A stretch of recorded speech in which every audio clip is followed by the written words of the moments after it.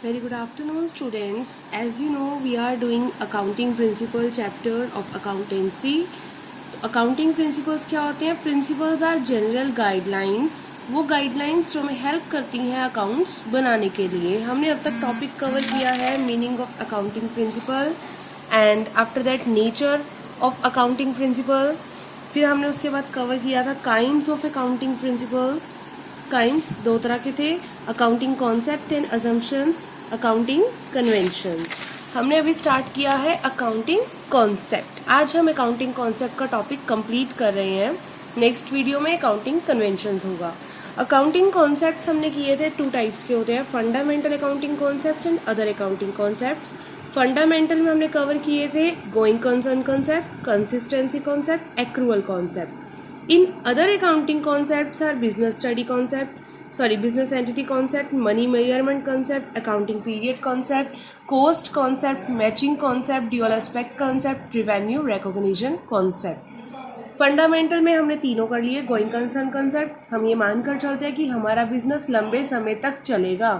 तो कभी भी ऐसा कोई बिजनेसमैन नहीं होता जो 1 या 2 साल के लिए बिजनेस स्टार्ट करना चाहता है कि मेरा बिजनेस 1 या 2 साल तक चले, उसके बाद बंद हो जाए, या मेरी कंपनी खुले वो 1-2 साल काम करे. नो, हर एक बिजनेसमैन चाहता है, हर एक जो प्रोप्राइटर है वो चाहता है कि मेरी कंपनी लॉन्ग टर्म तक चले. गोइंग कंसर्न, चलता रहेगा बिजनेस, हम ये मानकर चलते हैं.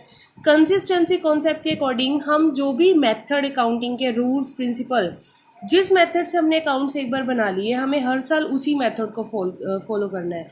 हमारे अकाउंट्स कैसे रहने चाहिए? Accounting method should be consistent. ऐसा ना हो कि हमने एक साल कोई और मेथड चूज कर लिया, नेक्स्ट ईयर हमने मेथड चेंज कर दिया. No, accounting should be made with the same method, same principles and same rules. Next था अकाउंटिंग प्रिंसिपल एक्रूअल कॉन्सेप्ट, जिसमें हमने देखा था कि जो हमारी ट्रांजेक्शन्स होती है वो हम कैश बेसिस और एक्रूअल यानी कि क्रेडिट बेसिस में देखते हैं. तो एक्रूअल बेसिस कहते हैं हमें ट्रांजेक्शन को तभी लिख लेना चाहिए जब वो ट्रांजेक्शन हो गई. आपने गुड्स खरीदी है, आपके पास वो प्रोडक्ट आ गया है. पहले शॉपकीपर, मान लो एक कंप्यूटर है, पहले शॉपकीपर उस कंप्यूटर का ओनर था, वो आपने खरीद लिया कंप्यूटर, तो अब उसका ओनर कौन है? आप. अभी आपने कैश पे नहीं करी लेकिन गुड्स आपके पास आ गई, यानी आपने उधार में खरीदी है, तब भी हमें उस ट्रांजेक्शन को नोट करना है. Whether the cash has been paid और नोट, आपने ट्रांजेक्शंस को नोट कर लेना है. Next is business entity concept, जिसमें हमने किया था business and the businessman are separate entities, दो अलग अलग अस्तित्व है. जब बिजनेस के ऊपर कोई केस चलेगा, इट डजंट मीन्स कि उसमें बिजनेसमैन को इन्वॉल्व किया जाए. इसका मतलब ये नहीं कि कंपनी के सारे मैनेजर्स को ही जेल में डाल दिया जाए. जब कंपनी के ऊपर केस चल रहा है तो वो कंपनी के ऊपर रहेगा, कंपनी के मैनेजर्स के ऊपर नहीं. कंपनी के मैनेजर के ऊपर कोई केस चल रहा है, डजंट मीन्स कि आप कंपनी को बदनाम करो. वो मैनेजर एक अलग पार्टी रहेगी और कंपनी एक अलग पार्टी रहेगी. Next is money measurement concept. इसमें हमने किया था कि उन्हीं ट्रांजेक्शन्स को लिखना है जिसको हम मनी में मेजर कर सकते हैं, जिसकी हम मनी वैल्यू फाइंड कर सकते हैं. Next is accounting period concept. आज हम स्टार्ट करें यहाँ से अकाउंटिंग पीरियड कॉन्सेप्ट. ये मैंने पहले भी बताया था कि कंपनी को, क्योंकि अब हमने अपने बिजनेस को लॉन्ग टर्म तक चलाना है. अब आप हो, मान लो आपने एक मॉल स्टार्ट किया, आप ये जानना चाहोगे कि आपने जो मॉल स्टार्ट किया है आपको उसमें प्रॉफिट हो रहा है या लॉस. वो आपको कैसे पता चलेगा? आपको अकाउंट्स बनाने पड़ेंगे. तो अकाउंट्स हम किसी एक पर्टिकुलर टाइम पीरियड के लिए बनाते हैं. According to Institute of Chartered Accountant of India, they have decided accounting period of 1 year. 1 साल का अकाउंटिंग पीरियड रहेगा फ्रॉम 1 अप्रैल टू 31 मार्च. ठीक है. तो अकाउंटिंग पीरियड कॉन्सेप्ट कहता है कि हर एक कंपनी को अपने अकाउंट्स 31 मार्च को बनाने हैं. 31 मार्च को, इसीलिए हम क्लोजिंग डेट्स बोलते हैं कि 31 मार्च तक जितनी ट्रांजैक्शन क्लोज हो सकती है खत्म करके उसके बाद उसको अकाउंट्स में नोट कर लेना चाहिए. ठीक है. अकाउंटिंग ईयर कब से कब तक रहेगा? 1 अप्रैल से 31 मार्च तक. Next is cost concept. Cost concept कहता है कि हमें जो भी ट्रांजेक्शन, जो भी एसेट है, फिक्स्ड एसेट है, उसको ओरिजिनल कॉस्ट में लिखना चाहिए. ओरिजिनल कॉस्ट का मतलब जिस प्राइस पर हमने वो एसेट खरीदी है. मान लो आपने एक टेबल खरीदा 2000 रुपये का, वो टेबल आपके घर में 15 साल से है, तो आप 15 साल तक अगर अपने अकाउंट्स बनाते हो तो आप उस टेबल की वैल्यू 2000 रुपये ही शो करोगे. ये कहता है कॉस्ट कॉन्सेप्ट. क्यों? क्योंकि हमारे पास जो बिल है वो 2000 रुपये का है. हमारे पास जो इसके वेरिफिकेशन का जो डॉक्यूमेंट है वो 2000 रुपये का है, ठीक है ना। हमने कल भी किया था कि हम एसिड, फिक्स्ड एसिड की एक्चुअल वैल्यू, आज की वैल्यू हम तब निकालेंगे जब हमने अपने बिजनेस को या अपनी एसिड को बेचना है। अगर मुझे ये टेबल बेचना है तो मैं इसकी आज की डेट देखूंगी, अगर नहीं बेचना, अभी भी उसको यूज करना है, तो उसकी वैल्यू 2000 रुपये ही शो होगी।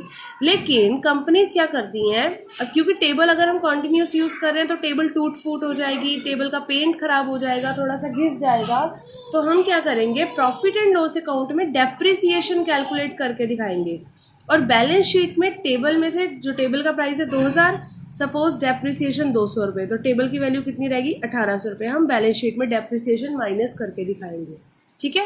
Next is dual aspect concept. Dual aspect का मतलब क्या होता है, डबल एस्पेक्ट। इसका मतलब, अब ये सबसे इंपॉर्टेंट ये कॉन्सेप्ट है, आपको ये याद रखना है। हमारा जो नेक्स्ट प्रैक्टिकल चैप्टर आएगा अकाउंटिंग इक्वेशन का, ये कॉन्सेप्ट वहां पर अप्लाई होगा। आपको एक चीज जरूर याद रखनी है कि हर एक ट्रांजेक्शन के दो इफेक्ट होते हैं। दो इफेक्ट कैसे, एक डेबिट और एक क्रेडिट, ठीक है। कोई भी ट्रांजेक्शन है, अगर हमने कोई चीज खरीदी है, सपोज एक पेन खरीदा, तो पेन खरीदने के बदले में हम उसको क्या दे रहे हैं, कैश, तो एक चीज आएगी तो एक चीज जाएगी भी। आप कहोगे मैडम उधार में खरीदा तो हमारे यहाँ पर क्या बढ़ जाएंगे, क्रेडिटर्स, ठीक है। जैसे for example purchased goods worth ₹5000, हमने गुड्स खरीदी 5000 रुपए की। गुड्स खरीदी का मतलब स्टॉक आया, स्टॉक आएगा हम कैसे शो करेंगे, परचेजेस अकाउंट डेबिट। मैंने ये एक जर्नल का हमारा चैप्टर आएगा आगे जिसमें हम जर्नल एंट्रीज लिखा करेंगे, तो ये एक फॉर्मेट है जर्नल एंट्री लिखने का, डेबिट वाले को ऐसे और क्रेडिट वाले को ऐसे। तो हमने क्या है ट्रांजेक्शन, परचेज्ड गुड्स, गुड्स खरीदी, गुड्स खरीदने के लिए हम क्या वर्ड यूज करेंगे, परचेजेस, परचेजेस अकाउंट डेबिट 5000 रुपए। अगर मैंने खरीदी है तो कैश पे भी करी है 5000 रुपए, टू कैश 5000 रुपए, ठीक है। यानी दो चीजों पर इफेक्ट पड़ रहा है, एक स्टॉक आया, दूसरा कैश गया। ड्यूल एस्पेक्ट कॉन्सेप्ट कहता है हर एक ट्रांजेक्शन के डबल इफेक्ट होंगे ही होंगे। रेंट पे, आपने रेंट पे किया है तो आपने रेंट की सर्विस यूज की है ना, तो rent account debit to cash, ठीक है। इसीलिए इसी कॉन्सेप्ट के बेस पर हम बैलेंस शीट बनाते हैं। इसीलिए हम कहते हैं कि बैलेंस शीट की जो एसेट्स और लायबिलिटीज जो दो साइड्स हैं उनका टोटल इक्वल आता है। ऑलवेज रिमेंबर, जब हम आगे बैलेंस शीट बनाया करेंगे तो बैलेंस शीट की दोनों साइड का जो टोटल है वो इक्वल आएगा। अगर यहाँ पर 2 लाख आ रहा है तो यहाँ भी 2 लाख आना चाहिए, ठीक है। इसीलिए हम कहते हैं assets is equals to liabilities plus capital. और इस टर्म को हमेशा याद रखना, कई बार आप इंटरव्यूज में जाओगे आपको कहीं पूछा जा सकता है, ये कॉन्सेप्ट कई लोगों को नहीं भी पता होता क्योंकि हम इतना ध्यान से नहीं पढ़ते हैं। तो मैंने पूरी बुक का एक एक इन्फॉर्मेशन तो नहीं दी कि बुक में इतने बड़े बड़े पेजेस लिखे हुए हैं, इतने बड़े बड़े पैराग्राफ्स लिखे हुए हैं। इंपॉर्टेंट जितना आपकी नॉलेज के लिए रिक्वायर्ड है मैंने उतनी ही इन्फॉर्मेशन आपको बताई है, ठीक है। Next is revenue recognition concept. देखो रेवेन्यू रिकॉग्निशन कह लो या इसको हम रियलाइजेशन कॉन्सेप्ट भी कहते हैं। रियलाइज करना, बेच देना। अगर कोई चीज बेच रहे हैं तो उस चीज को बेचने के लिए कुछ खर्चा भी तो किया होगा। अगर आप अपनी गिफ्ट गैलरी, आपने गिफ्ट गैलरी पर गिफ्ट शॉप लगा रखे और बाहर इतना सुंदर सुंदर डेकोरेट किया हुआ, इट मीन्स क्या, आपने गिफ्ट बेचने के लिए कुछ खर्चा किया है। आपने इलेक्ट्रिसिटी का खर्चा किया है, आपने प्रमोशन करने के लिए जो बड़े नियॉन साइन बोर्ड्स लगाए हैं, जैसे आप इलेक्ट्रिकल बोर्ड्स देखते हो बाहर शॉप्स के बाहर लगे होते हैं, बैनर्स बनवाते हैं लोग, तो इसका खर्चा भी तो हम करते हैं गुड्स को बेचने के लिए। यानी हमें क्या करना है, हमें वो खर्चे को भी ध्यान में रखना है, ठीक है। अब रिवेन्यू रिकॉग्निशन में मतलब क्या है, रिवेन्यू कब जनरेट हो रहा है, रिवेन्यू कब जनरेट होगा, जब वो प्रोडक्ट बिक गया। मान लो आपकी गिफ्ट शॉप है, आपकी गिफ्ट शॉप पे कस्टमर आया, बोलता मुझे फोटो फ्रेम दे दो, आपने उसको फोटो फ्रेम दे दिया। पहले वो फोटो फ्रेम किसके पास था, आपके पास, उसका ओनर कौन था, आप, लेकिन अब वो आपने किसको दे दिया, कस्टमर को। अब उस फोटो फ्रेम का मालिक कौन है, कस्टमर। आपने उस कस्टमर को दे दिया चाहे कैश में या उधार में, लेकिन अब उसका मालिक कौन है, कस्टमर।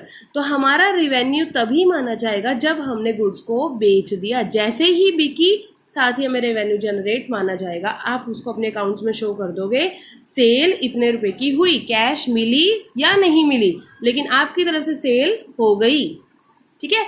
याद रहे ओनरशिप का ट्रांसफर होना जरूरी है। अब कुछ कस्टमर क्या करते हैं, जैसे मान लो आप किसी और शॉप पर जाते हो कोई घर का सामान लेने के लिए, आपकी मम्मी ने बोला जा बेटे ये ले आ, आप जाते हो अंकल ये चीज दे दो, वो कहेगा देख ये 2 चीजें ऐसी ऐसी, आप कहोगे चलो मुझे ये दे दो मैं एक बार मम्मी को दिखा के लाता हूँ। वो दिखा के लाना, उसमें आपकी ओनरशिप नहीं ट्रांसफर हुई, उसमें आप मालिक नहीं बन गए। जब आपकी ओनरशिप ट्रांसफर होगी हम तभी सेल मानेंगे। कंपनी के एग्जाम्पल देखो, कंपनी को ऑर्डर मिलता है 1 जनवरी को, कंपनी ने गुड्स बनाकर भेज दी 20 जनवरी को, कंपनी को कैश रिसीव होती है 30 जनवरी को। तो रिवेन्यू कब जनरेट हुआ, जब सेल हो गई। अभी तक वो गुड्स मेरे पास थी, इसके बाद वो गुड्स किसके पास है, कस्टमर के पास, उसका ओनर कौन है, कस्टमर। तो मेरी तरफ से रिवेन्यू कब जनरेट हुआ, 20 जनवरी को। ठीक है, नेक्स्ट कॉन्सेप्ट देखो, मैचिंग कॉन्सेप्ट। मैचिंग कॉन्सेप्ट क्या कहते हैं कि अगर आपने किसी रिवेन्यू को जनरेट करने के लिए कोई खर्चा किया है, आप उस खर्चे को भी नोट करोगे। अगर हमें कहीं ना कहीं से इनकम हुई है तो हमने एक्सपेंस भी किया होगा, हमारे इनकम और एक्सपेंस मैच होनी चाहिए। अगर हमने कोई एसेट खरीदी है 2 लाख रुपए की, तो इस 2 लाख की पेमेंट भी करी होगी, यानी मेरे 2 लाख की कैश कम हुई भी दिखनी चाहिए, वो मैच होना चाहिए। ठीक है, next is objectivity concept. Actual में कोई प्रिंसिपल नहीं है but still I am going to explain this. Objectivity concept कहता है हमारे अकाउंट्स ऑब्जेक्टिव होने चाहिए। Objective in the sense true fair position दिखाए, बिल्कुल सही फाइनेंशियल पोजीशन दिखाए, बिल्कुल सही प्रॉफिट एंड लॉस की पोजीशन दिखाए, बिना किसी बायसनेस के, बिना किसी अमाउंट के हेरा फेरी के, अकाउंट में किसी तरह की गड़बड़ी नहीं होनी चाहिए, वो ये कॉन्सेप्ट कहता है। अकाउंट्स में किसी भी तरह की गड़बड़ नहीं होनी चाहिए। वो गड़बड़ कब नहीं होगी, जब मेरे पास हर एक ट्रांजैक्शन का बिल या वाउचर या स्लिप किसी भी फॉर्म में कोई डॉक्यूमेंट होगा। मेरे पास शो हो रही है एसेट 50 लाख की, तो 50 लाख का बिल भी होना चाहिए। मैंने 2 लाख की एक मशीन खरीदी, 4 लाख की एक खरीदी, 4 लाख, ऐसे मेरे पास कई डॉक्यूमेंट्स होंगे जो टोटल अमाउंट 50 लाख शो करेगा। जब ऑडिटर्स आते हैं कंपनी के अकाउंट्स चेक करने के लिए कि कंपनी ने अकाउंट्स ठीक बनाए या नहीं, तो वो ऑब्जेक्टिविटी कॉन्सेप्ट को फॉलो करते हैं। वो क्या करते हैं, अगर मेरे अकाउंट्स में इतने की एसेट शो हो रही है तो मेरे पास इतने रुपए के बिल भी होने चाहिए।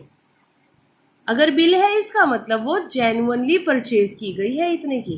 ये क्या है, ऑब्जेक्टिविटी कॉन्सेप्ट। ठीक है, मेक योर नोट्स। आपको ये प्रिंसिपल का जो चैप्टर है एक बार दोबारा समझाऊंगी, अभी नहीं, जब हमारे प्रैक्टिकल स्टार्ट हो जाएंगे फिर एक बार दोबारा हम करेंगे। अभी आपको थोड़ा थोड़ा समझ आएगा ये चैप्टर, थोड़ा थोड़ा समझो और अपने नोट्स बनाओ। ठीक है, थैंक यू।